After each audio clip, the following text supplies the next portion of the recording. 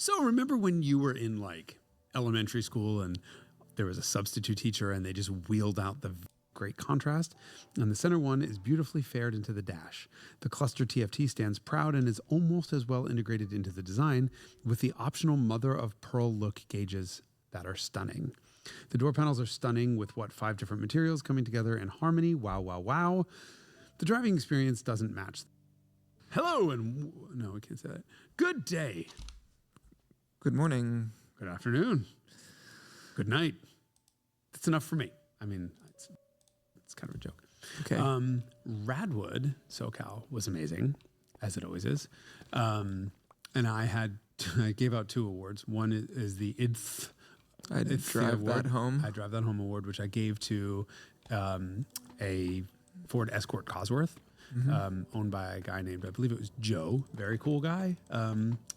Car's gorgeous, and I've never driven one. Interestingly enough, 6 days later, I was at a car show here in San Francisco, and there was a gold Escort Cosworth.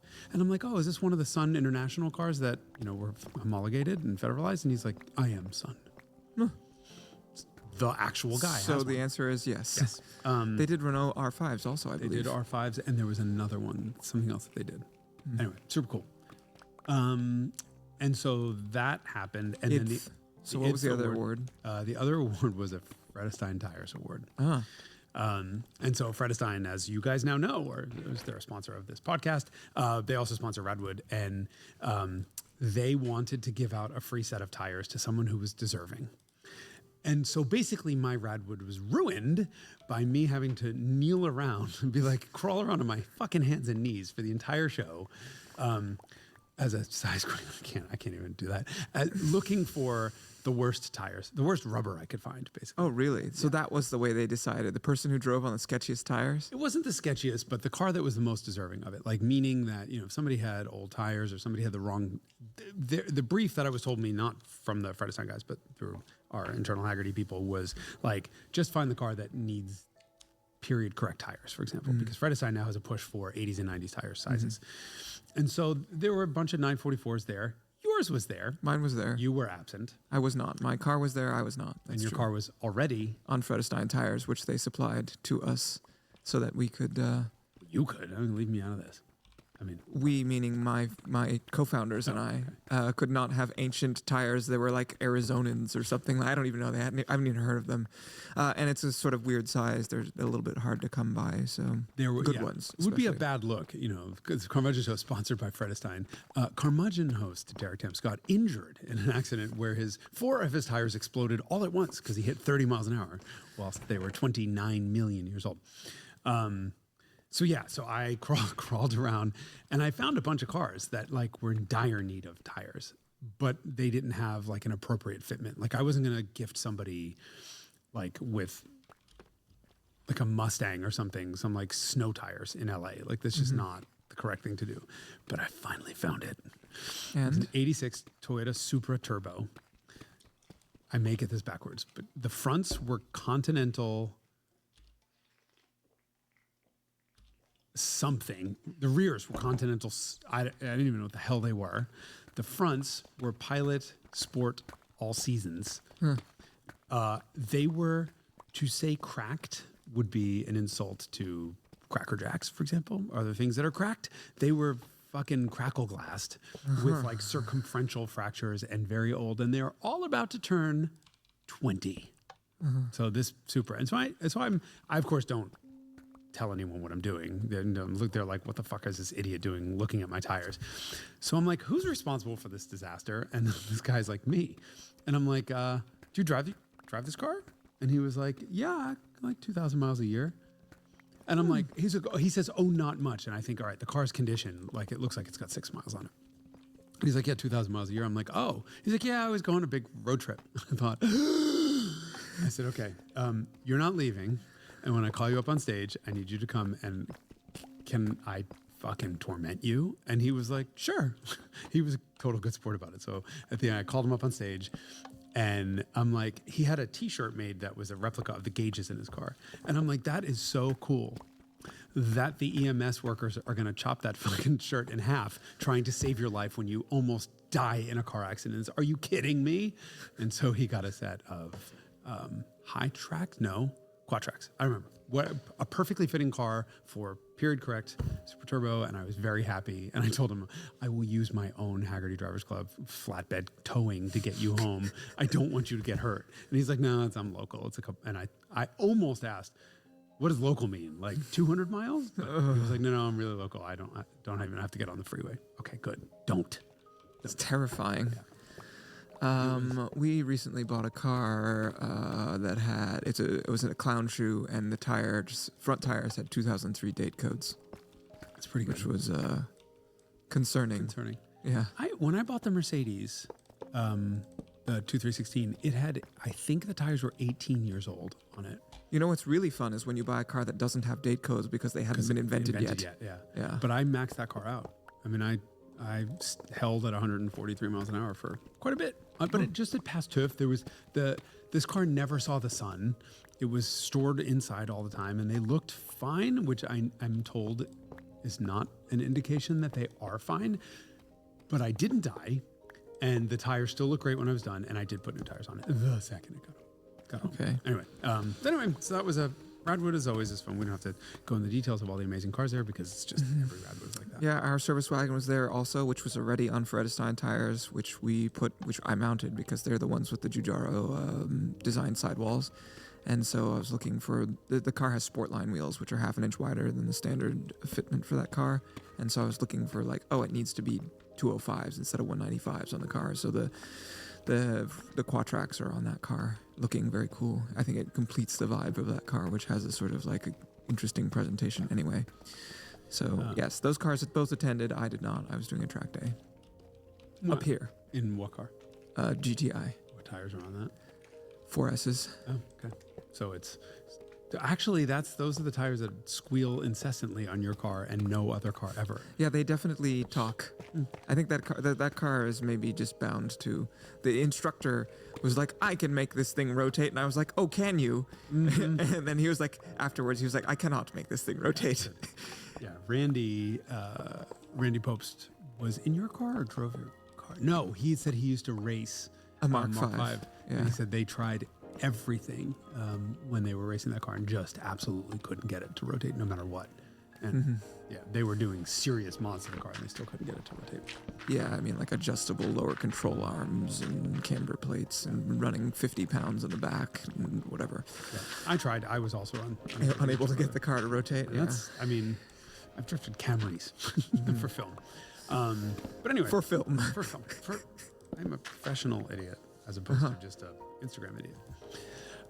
But that's not why we're here today. We're here to talk about the Icons episode that is not an Icons episode. It is the Tread to Tread. I quite enjoyed that. I thought that was really clever. The Tread to Tread dig? Yes. Okay. Yeah, okay. Just that whole the self-awareness. So we talked about the last time I did first of all, I wanted being perfect timing because the episode launched and now a week later, Motor Trend has finally shut off all the TV shows. And so Ding Dong, the Witch is Dead. It took them fucking long enough. I have no love lost for that brand or the company or basically anyone in it. Why don't you tell us what you really think? I don't have to because there are other members of that team who have been telling the world what that person thinks for how many years has it been since I left? And I've just laughed the entire time. I'm not going to stoop to any of that. More importantly, I just don't think Motor Trend was putting out content that was relevant or interesting. And I think the world agreed. And now finally someone at Motor Trend was paying attention and thought, why are we spending all this money when no one watches us and no one cares and this stuff is not compelling? So I don't have to shit on them. They did a fair job of shitting on themselves. The trash takes itself out. Yeah, exactly.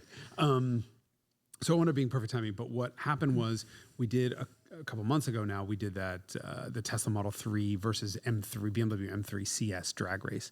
And it was just a shit show. We did a whole episode on that where I was just so beaten down by all of the comments, getting personal and political that I just thought, fuck this. I'm just out. I'm not doing any more Teslas. And I, half tempted to not even do new cars anymore. So then the opportunity came up where it was it all. I might have even talked about it at the time. I was talking to Anthony Esposito, and I'm like, I'm sorry, but I really think the Model 3 eliminates the need for an M3. Like, it's just not. It's today's BMW 3 Series, and he just flat out wouldn't listen to me, wouldn't even consider this whole thing. My boss was like, "You suck. There's no way that electric piece of shit. I hate Elon." Okay. Everyone hates. He didn't say he hates Elon, but it was just he had very much implicit anti-EV stance. And so it started a number of debates where I would say to people like, I need to get the cars together, but I kind of think that if I got the cars together, I don't know the outcome of this, but it could very well be Tesla Model 3, where the last Model 3 performance, not even in the same league as BMW. And so every time, what I noticed was every time this conversation started, there was a huge amount of disbelief, and I didn't know the actual answer. So we said, fuck it. We called Tesla and said, hey, can you guys give us a performance? And BMW shipped us, I think they flew over a 2025 M3, which has got an LCI, life cycle impulse update. So they sent the Tesla down with a handler who actually knows a thing about cars. Yep. He was great. I mean, this is a totally new world for Tesla. So, I mean, they've had for many, many years no press fleet and no marketing and media department and no one to help you. And so, you know, guys like the Throttle House, who did a track test on the Model 3 Performance, had no factory support. Throttle House, which you also mentioned in your episode. We did. We had to, because we were 3 days away from filming. I think it was like 3 days away from filming, and their video comes out, and Thomas, with his like amazing towering voice, is like, I really do think that if anyone took this car to do a track day at Willow Springs, they would end up in a lethal accident. And I heard that line, and I took my phone and I recorded it, and I texted to Anthony, and he was like, I'm recording the same fucking thing and sending it to you right now. We obviously have to build that into the episode. But they had huge, like, corner 3, Thomas got a warning that said brake temperature overheat. Now, where were they? They were in Toronto. At a or track. in Ontario somewhere, yeah, wherever they are in Canada. They did a track test on it. And when I tested the Model 3 Performance for the drag race episode, I got the same warning, you know, at the end of the quarter-mile testing, which I occasionally will have cars that will overheat brakes, because as soon as I hit the quarter-mile mark, I am full ABS. Depends on which direction, but if I'm going opposite track direction, it's... Yes, because there's a sharp corner there that you would like to not do at 125 miles an hour. I couldn't if I want. I would like to be able to, but I can't. So it's really hard on the brakes, because then I stop, effectively turn around and run in the other direction. And so I got the warning, and I thought nothing of it. So we get there, and Icons in all of our shows is scripted.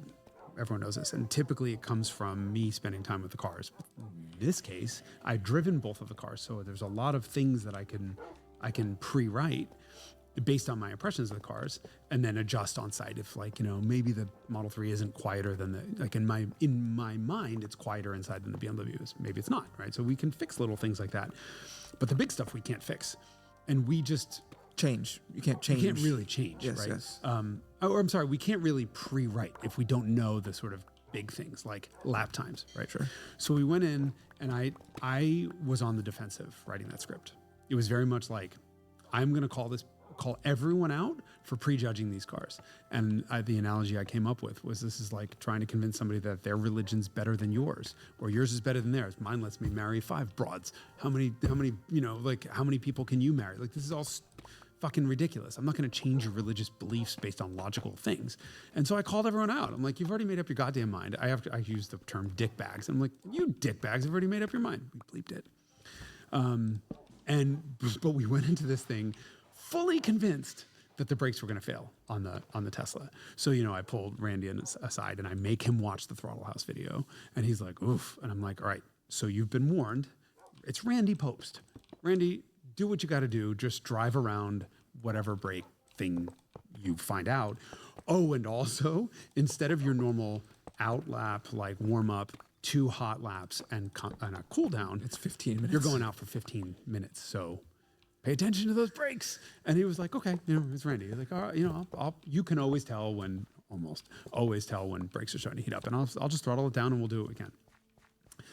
Tesla handler comes over and was like, oh, by the way, we have a new endurance mode. What? Now, I didn't know this. So now we have to do a stand up and like write this whole thing in script. And we don't know what that. I'm like, what does it do? And he's like, well, it cuts power at high speeds, not coming out of a corner, but the faster you go, the less benefit there is to lap times to accelerate from like 112 to 118. But what we want is the feeling of being in a fast car and the ability to rocket off a corner. And that's what gets you the best times. So we sort of limit very high speed power, start to throttle it back so that we can have the system be more thermally stable so it can last for a whole track session. And I'm like, how long is a track session? And they're like, well, here probably 15 minutes. Thought, okay, even with Randy driving? And they're like, we'll find out. Okay. So that happens, and so he. Oh, I meant to turn it on to Can I fluff fluff them. them? Fluff them, yes, please. Thank you. Overhears me talking to Randy about the brake warning, and I'm like, I need you to just ignore them, because what I noticed in the Throttle House video and on my own is that the warning would come and go and come and go and come and go, which tells me that you're not consistently over some temperature threshold. It's just spiking. Momentarily spiking. Tesla boy comes over and is like, we fixed that. And I'm like, did you? Like my natural like skepticism of all things. I'm like, really? And he was like, that wasn't real. Okay. So he didn't use those terms. But basically what someone in the team had done is estimated brake pad temperature and rotor temperature based on decel Gs, like load put into the system, for the stock brakes on stock non-performance brakes with stock non-performance pads with the closed wheels. So it's like a worst case scenario. Yes. They've been very conservative. Yeah, and they forgot / didn't have time / didn't think or somebody, whatever. They never adjusted it for the performance brakes, which are fucking massive and now have really aggressive brake pads on them and open wheels with a lot more cooling. So he's like, you're not going to get the warning. And we're like, oh, so Randy, if you got the warning, just ignore it. Car was spectacular. We were like, shit. We did, however. So you had to rewrite the script a little. Yeah, that whole part of the script was blank. I mean, we had no idea what was going to happen. We did, however, pre-write the segment where Randy is sitting in the car and on the screen watching the Throttle House video. And then when Thomas says lethal accident, we do the slow down, lethal accident. And then while that's happening, we do the Hitchcock push-pull thing. And he just like, and then we start cross-fading in the pictures of him crashing his actual Tesla Model 3 Pikes Peak race car. It was fucking hilarious. Yeah, I mean, that was really epic. you like that? Yeah. It's good. I love very that. well done. Randy saying fuck it. Like I put it in the script and he's like, oh man, why do you make me swear like this? I'm like, it's like grandpa saying fuck. Like there's just something about Randy saying The improbability. It's like in that scene in Airplane when you have Barbara Billingsley speaking jive, right? It's just the improbability that makes it comedic. Yep. Or the nun where the guy offers her a drink, like his little flask, and she says, certainly not. And then just does a line of coke off a mirror. Yeah. Randy saying that is just the most ridiculous. We fucking laughed our asses off. The other thing that Randy is so naturally funny. Like the facial expressions. If you guys haven't watched this video, please just watch the scene. Yeah, Randy really came into his own as a presenter for the first time. He is so fucking funny. And when he's in the car watching the video, we have a camera on him and he's like, like Anthony told him, like, the audience doesn't necessarily know that you're at Willow Springs, even though you could see it says Streets of Willow right behind you. Yes, I noticed that it said Willow in the background when he's watching it, and I was sure that was intentional. Yeah, oh yeah, for sure. But you got to drive it. Like, comedy has to be crystal clear. So like when, if somebody else would get Streets of Willow and Randy looks directly at the camera and goes, like right here, it's so funny.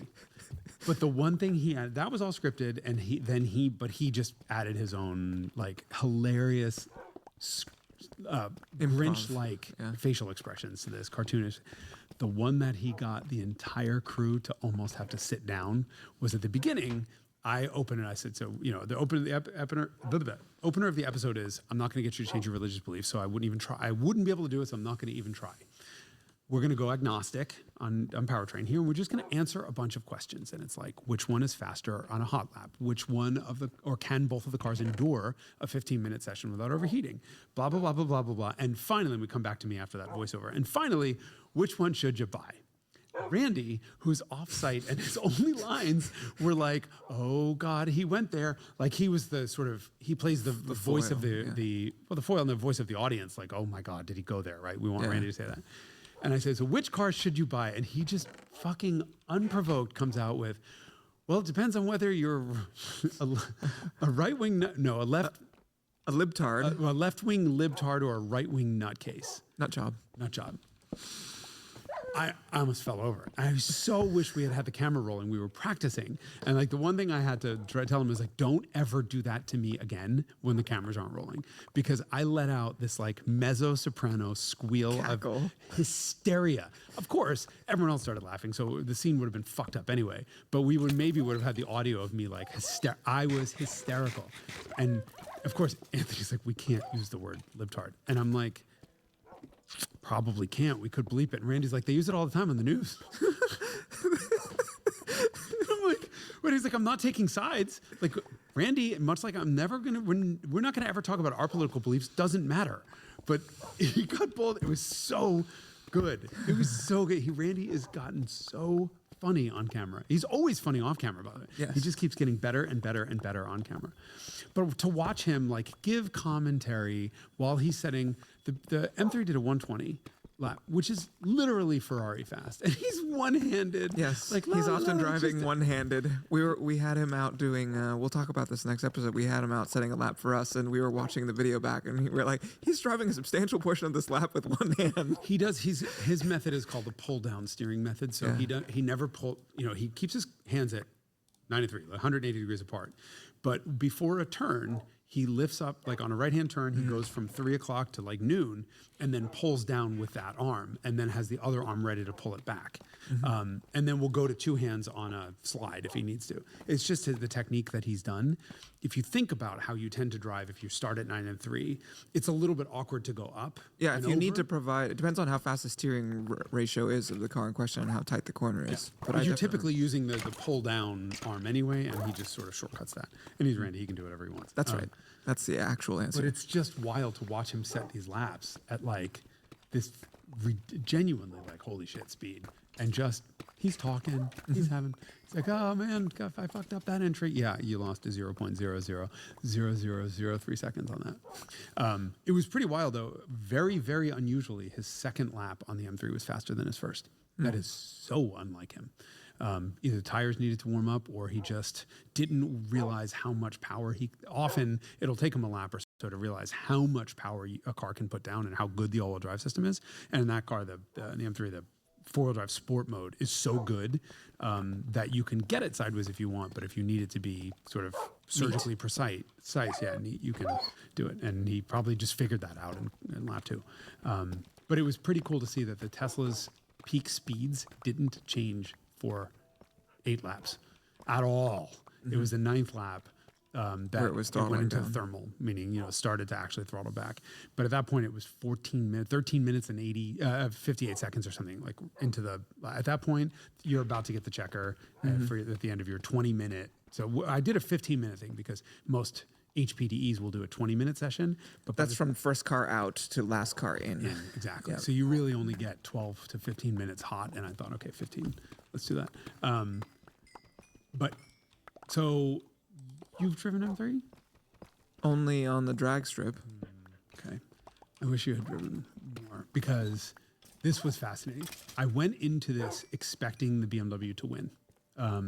It is so the questions were The which entire ones- Comparo? The entire Comparo. The question one, and again, this was like we can't convince anyone that an EV works for other people if they hate them. And fine, if you don't like it, don't buy it. Whatever, fuck off. But I do need to answer this question from a journalistic perspective. Like, is this car actually a substitute for an M3? Right. So question number one was, which is faster around a racetrack? I'm not sure how relevant that is, but these cars do have racetrack Competence, intent. So, right, intent, I guess. So, okay, sure, 1.54 seconds. The M3 is quicker than the Tesla. The fascinating part is looking very closely at the V-Box data, and for more than half of the track, so from start-finish line, because it's flying start, to the entry of the bowl, the cars traded positions 6 times, and were within 0.06 of a second of each other going into the bowl. I mean, that's within the resolution of the 20 hertz V-Box. So they are dead the fuck nuts identical. And then, Signore Pirelli si presenta. Mr. Pirelli has made himself known. That's what Derek just said. By the end of that long right-hander, the Tesla's grip fell off visibly on the chart and never recovered. And so even though it's... Because it's on Pirelli's. I don't want to be that... that's unfair to Pirelli. Because it's on Pirelli's... that are optimized for rolling resistance with some sporting capability. I think it's only fair to say these are low rolling resistance Tesla specific tires that are not PZ4 off the shelf. For whatever reason, these tires just gave up on life. And I will say, yes, Tesla has some serious range requirements for this car, but if they can't even last a half a lap, and they were brand new, both cars had brand new tires. We put brand new tires on and sent them out. If they can't last a half a lap, fuck off. I mean, just fuck right off. And it's not a very abusive track on cars. We've typically seen Pirelli, like Trofeo R's, have one really fast hero, we call them a hero lap in them, and then really degrade. This was something I've not seen. This car lost 1.5 seconds in 4 corners.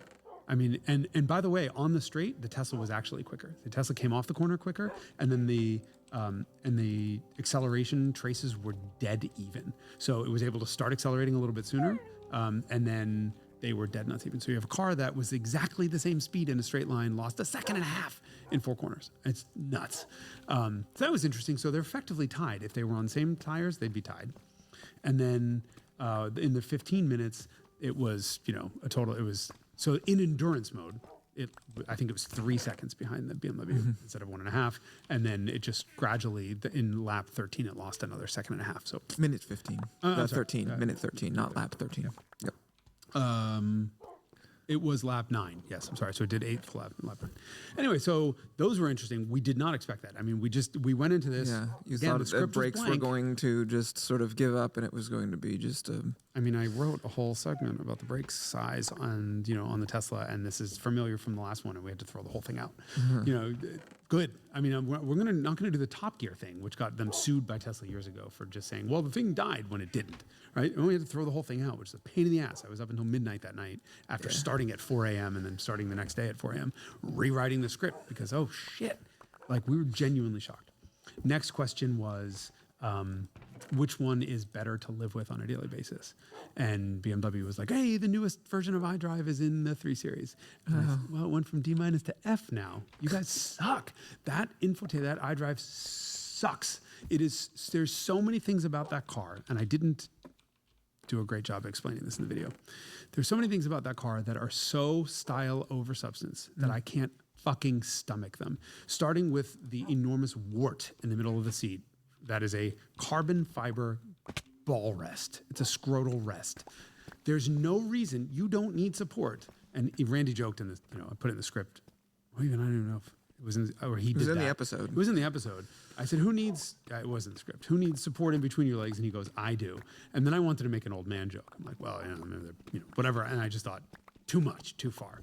But you don't need support in between your legs. That's helping you keep your legs apart. What you do need is support on one way or the other. It's just dumb, and it makes the seats uncomfortable to deal with. And the infotainment is the other really great example because someone must have looked and saw, oh, well, the M stripes are at an angle. So on the screen, let's take all of the graphical elements and make everything match that M angle. And as such, there's no real estate to do anything. Yeah, because they've just thrown away entire corners of the... Yeah, and you can move stuff around. It's one of these systems that I get crucified by the car companies when I really pan them and say, people get used to them. First of all, you can get used to being abused. That doesn't mean it's right or that it's pleasurable. Unless you're into that sort of thing. Or a good idea, right? Or even consensual, right? But you can get used to it.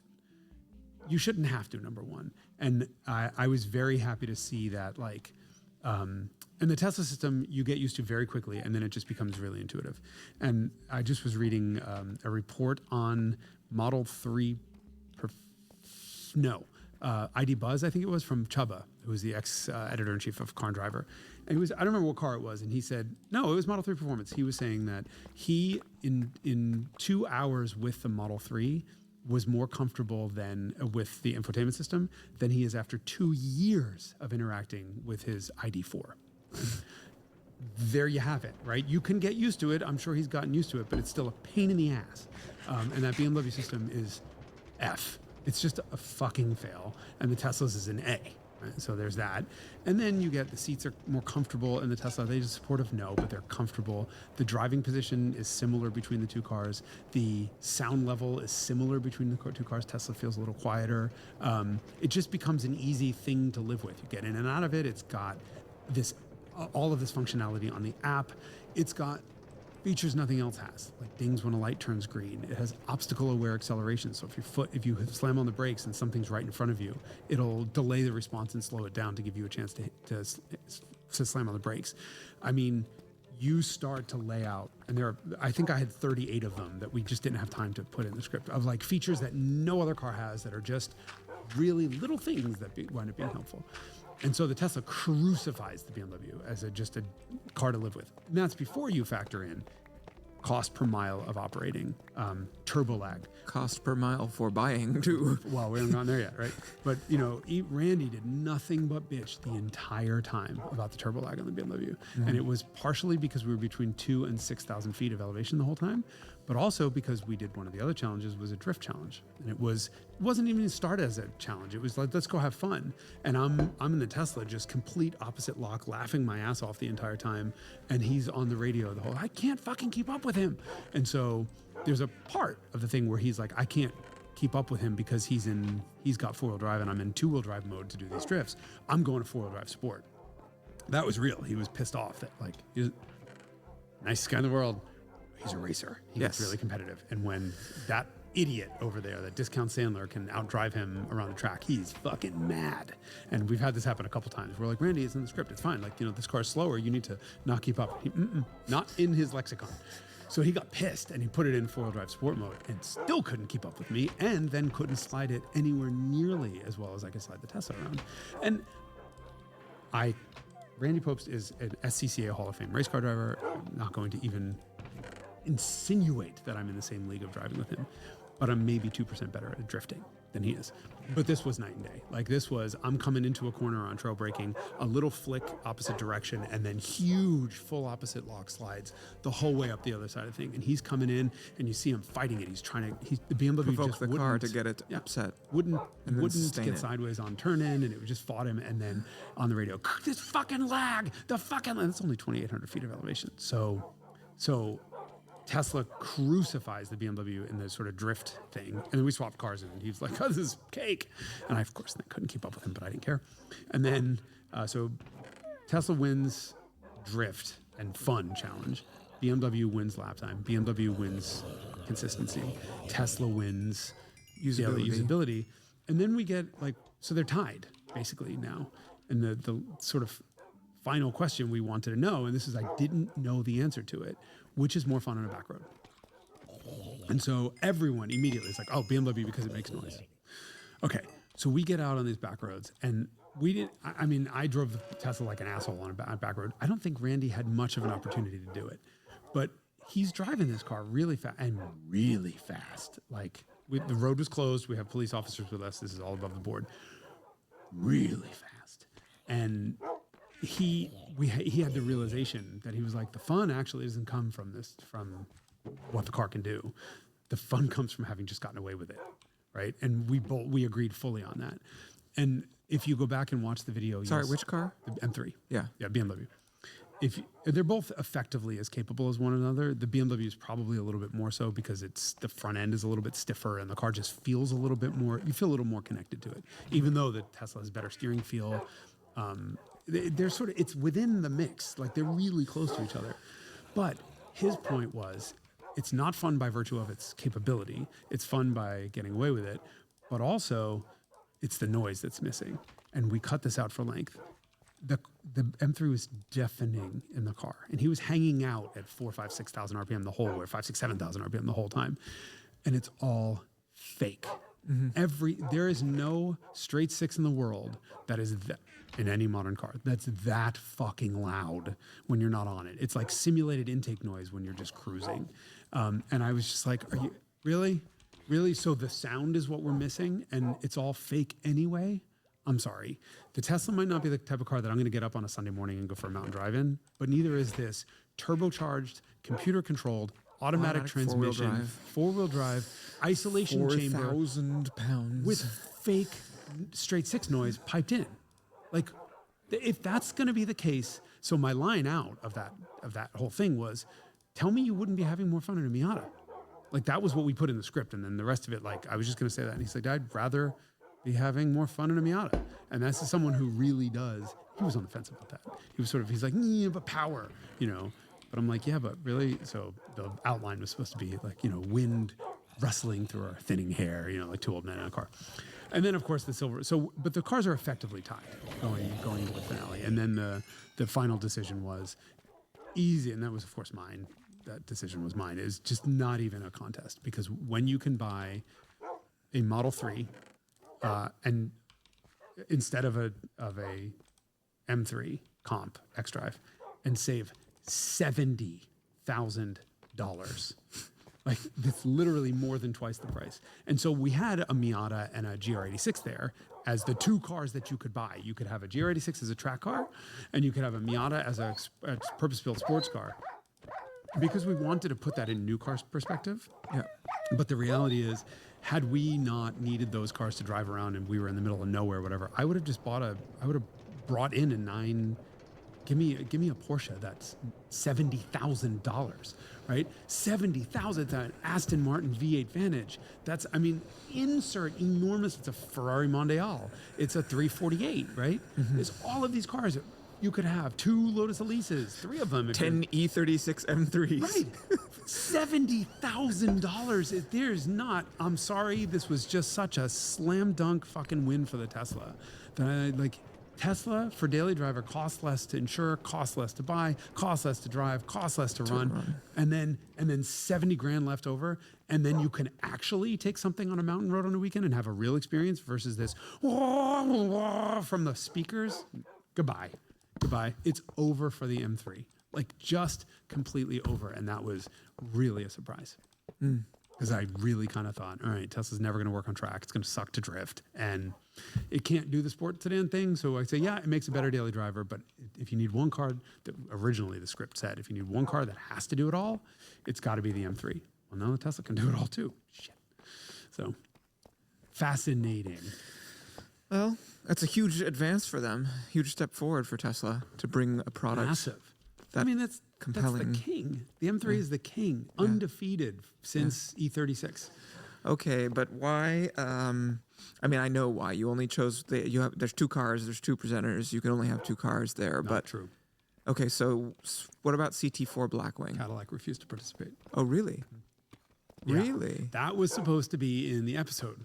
We wanted a CT4V Blackwing. Because I think it addresses some of the complaints you have about the M3. Yeah, it does.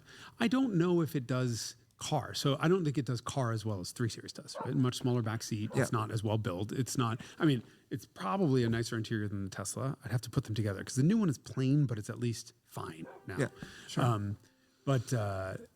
CT4V Blackwing would have been the wild card. And with a manual, right? You get a manual and you get something that's that fun dynamically. I probably would have had the automatic just for fairness because the BMW in terms of pace. Yeah.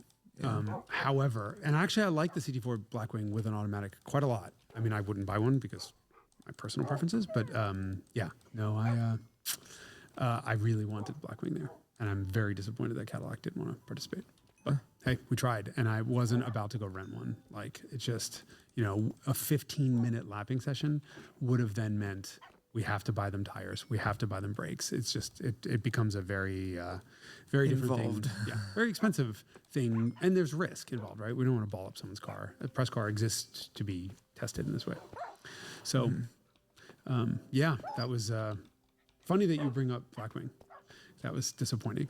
Yeah, to me, that is the benchmark. It remains one of the best sports sedans I've ever driven, having not driven a lot of modern ones. But I was really impressed by that car. It does all of this sort of, there's enough old car ethos in that car to make it genuinely fun.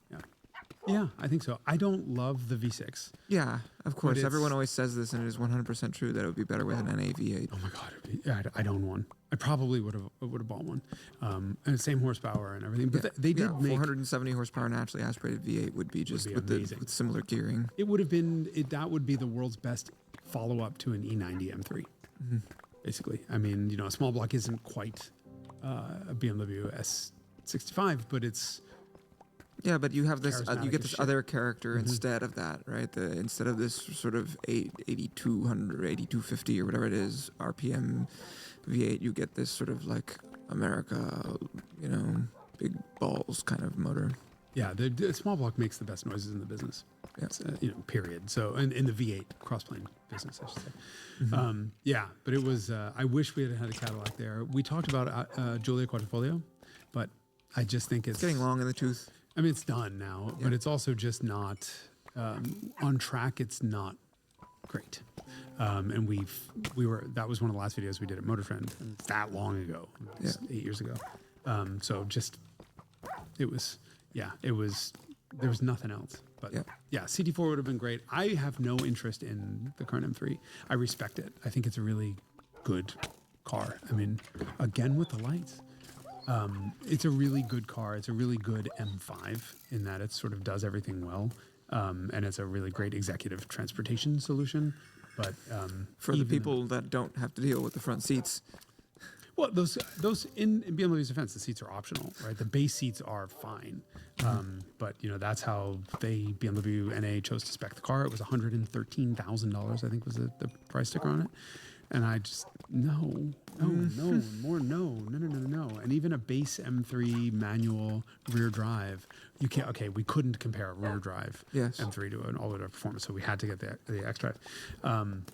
Just no. Again, simulated. It's not a good manual. I shouldn't say it. Not a great manual. It's fine.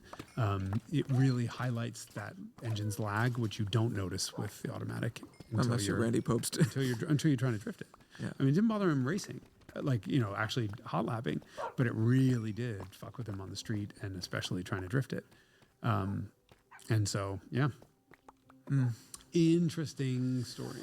Yeah, and you have not been or have been crucified in the comment section by the internet at large? A little bit. But not as bad as last time. No, and I think part of it was that just going in and just right off the bat being like, shut the fuck up, everyone, right? We actually recorded a scene. We don't ever have stuff sit on the editing room floor. It's very rare, like anything big. But we did a whole scene where I just looked straight to camera and I'm like, you all need to stop politicizing this shit. Right? If you don't want this car, that's fine, but it doesn't mean it can't work for someone else. And don't tell them what will work for them.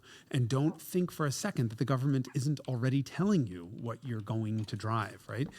Stop being stupid. This is a comparison test between this car and that car. And we're not going to look at charging infrastructure and we're not going to look at all this other shit. We're just going to say, we're going to ask a bunch of questions and fucking answer them. And there's no preconceived notion at all. Of course, lying there was, but we adjusted on the site. So the net result is I'm just doing a test and that's it. And when we were watching, actually when we were recording it, Anthony, he sort of edits everything in his head. We're watching. He's like, we don't need this. And I'm like, well, let's record it so we have it. And watching it back, it just was like preachy from me. Sure. Just didn't. I think you got where you needed to go already with the way that you entered, started the episode off. Yeah, and the comedy did it enough, and I didn't need to be on the defensive. But we had it in case it just didn't work. And we thought about putting it in the credits, but we just think it was just there are some things we didn't do the best job of explaining. For example, when we got back to the house after filming the track day, and I had to redo the whole script, Anthony was like, you can't actually take the Model 3 to a track. Like, how are you going to charge it? And I said to him, I'm giving the win to the BMW. However, this is absolutely, they are going to be tied on the endurance thing because it can do it. And he was like, no, there's no charger. I said, is that the fucking fault of the car? Or is that the charging infrastructure at the track that's missing? Because let's think about this. After the 15-minute session, the M3 had a half a tank. Yes, but if you're an individual making a purchasing decision, it is a material factor. That is not the fault of the car. Right, but It's it is the fault of the infrastructure. Right. It is. Some tracks have superchargers on them. In that case, go ahead. I mean, there was a fucking last HPDE that you were at. There was a BMW i5 M50 electric car. There's no fucking. Somebody did it. He did the whole day. I don't know how, but he did it. But I just can't. So I put the line in. Obviously, like if there's charging infrastructure at the track, the car can do it. But as a journalist, I'm not reviewing your local racetracks, and Tesla's willingness to install a supercharger there. Yes. I have to look at the car itself. But a consumer will. A consumer will. But then that whole thing was negated anyway by the fact that you're saving so much money. You could go buy a track car. Oh, and a sports car, right? And so, Sure. Who's going to track an M3? Like, I'm sorry. Even if you have $112,000 to spend on an M3, which I think is a genuinely asinine purchase, then you're going to go spend $3,000 a weekend on tires, and then God knows how much those carbon ceramics cost to replace, because they're going to fucking wear out and break. It's almost $10,000. I don't know. Like, it is such an absurd car to run, a 4,100 pound, 500 horsepower car. On any recurring basis. If you own the car and you're like, I would like to see what it's like, and you go out once. Yeah. Right. And we also did talk in the episode about the M executives having to admit that they built in compromises. That was actually about an M5, but it was 4%. I think the quote, I found it somewhere. It was like 4% of M5 owners will track their car once. That's it. And so there's a lot of compromises built into these cars for the inevitability of something that isn't inevitable. Like it's easily evitable. Evitable. Yeah. And if you have $160,000 to spend on an M5, probably won't flinch at spending $12,000 on somebody's shitty Miata track rat, because that's what it's going to cost you to do brakes on your M5 when you're done. Yep. Totally agree. That's the reason why I show up at a track day in my $4,000 GTI, and I'm not out there in my late Model X unless I would maybe take each car that I buy, if it had some sporting intent, I would take it to the track once just to see how it is. I want to. We've talked about this. I want to do this for my birthday one year, just rent out like Thunderhill or something, but I won't do a full weekend or a full day in like the Mercedes. I go to a session. I do go a session in the 850 CSI, but this is the reason why my Lotus Elise sat in the garage while Beatrice goes to the track, because brakes on Beatrice are $300 That is the ultimate luxury, is a shitbox that is sort of could be disposable if needed. Right. And if you can save $70,000. I mean, $40K base to base. Sure. Come on, comparably equipped, X-Drive, whatever. Just crazy. Tesla has fucking dethroned the M3, and I genuinely didn't think that was possible. Much less likely, or I don't think it was even remotely possible. And of course, the haters. Fine. I would never drive that EV. Well, then don't. Don't. I just because I can microwave a turkey faster doesn't mean I want.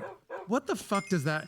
Go drift that thing around. I'm telling you, when Randy Popes is bitching that the M3 is a pain in the ass to drift and the Tesla's great, this is not about microwaving a fucking turkey. And I know if you want your ugly kidney grills, I didn't even say a word about that stupid fucking face on that M3. There's a million other things with the brand equity. There's also making the political statement of driving an Elon machine around. Now, a lot of people who love their Teslas but don't like the fact that they're associated with Elon. Great, don't buy one. Or put a bumper sticker on it that says, fuck Elon. Whatever. But it doesn't mean somebody else can't like the car, and it doesn't mean the car can't work. And that's, yes. I had a couple people on Instagram start. The one guy I just bitch slapped from upside down. He deleted the comment and apologized. Thought that was great. Another guy who I called him this was interesting. I called him a narcissistic fucking sociopath, and the algorithm slapped me on the wrist because I was actually on a plane, and it was like every 8 seconds my phone lit up with a comment. And as soon as I called him a fucking sociopath, stopped. Like, it was clear no one was seeing this post, and it lasted for like 12 hours. But it was this guy saying, fuck you, Camisa, basically go back to reviewing. We don't all live in San Francisco, but go back to reviewing Dino's and whatever else. And then I read that and I was like, don't tell me what to do. Like, fuck you. Like, I'm a journalist, whatever. And then I keep reading, and he was doubling down. Every time somebody jumped in on him, he just would double down even further. And he was like, he should never be reviewing these cars. And I'm like, I just wrote back.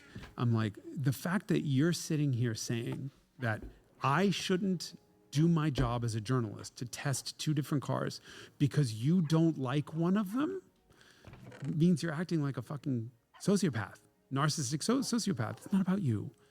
If you don't like one, don't fucking buy one. But like that means you don't like it, so therefore I don't want to even hear about it. The world doesn't work that way, buddy. So I keep waiting for him to chime back in, and he shut up after that. Either that or the algorithm just never told him that I said something. But like, unfollow me. Just go ahead. Goodbye. Like if this is the